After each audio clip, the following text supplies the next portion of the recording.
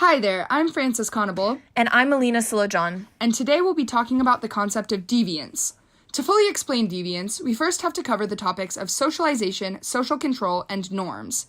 Socialization is the process by which one learns how to become a functioning member of society through internalizing the values and beliefs of that society. This process is achieved through the teachings of agents of socialization, such as the family, educational system, and workforce. The common values and beliefs enforced by these agents of socialization are referred to as social norms, which dictate how individuals are expected to behave within a society. Along with the internalizing process of socialization, society externally enforces these norms through social control.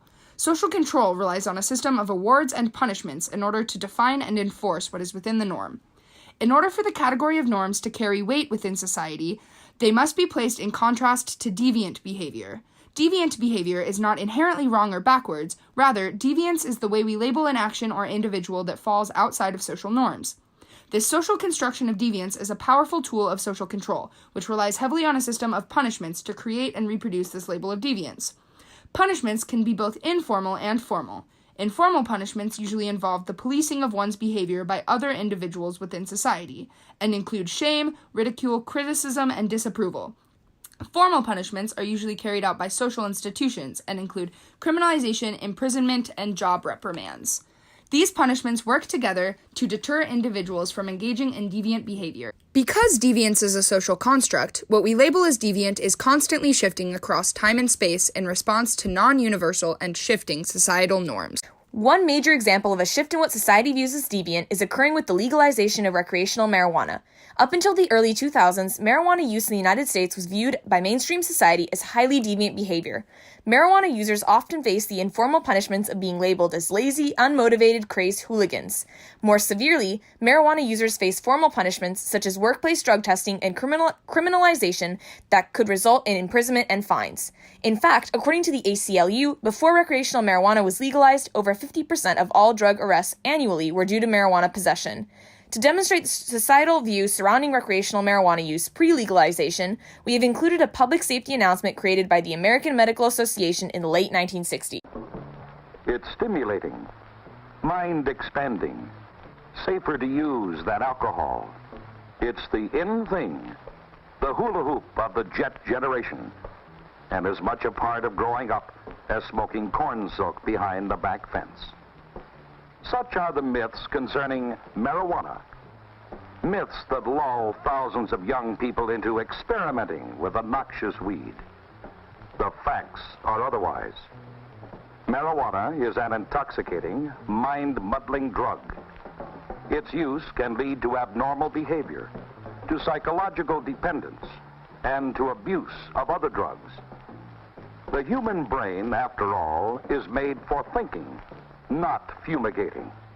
It's hardly a tinker toy for experimenting with drugs. This has been a public service message of the American Medical Association and your local station. This clip demonstrates the ways in which marijuana use was constructed as deviant. It also demonstrates the notion that marijuana use would lead to further acts of deviance, such as the use of other drugs. In contrast, we have included a video from 2018 which reflects societal views of recreational marijuana use after it had been legalized in multiple states. Is there anyone out there that still isn't clear on what cannabis does? Okay, last time. This is your brain. This is cannabis. This is your brain on cannabis. Any questions?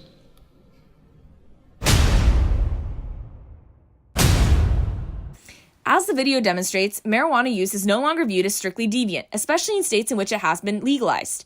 The video in particular highlights positive aspects of marijuana use, including increased creativity and attempts to normalize its use for legal-age adults. This reflects a shift in societal values and beliefs regarding marijuana use, which places it closer to the norm.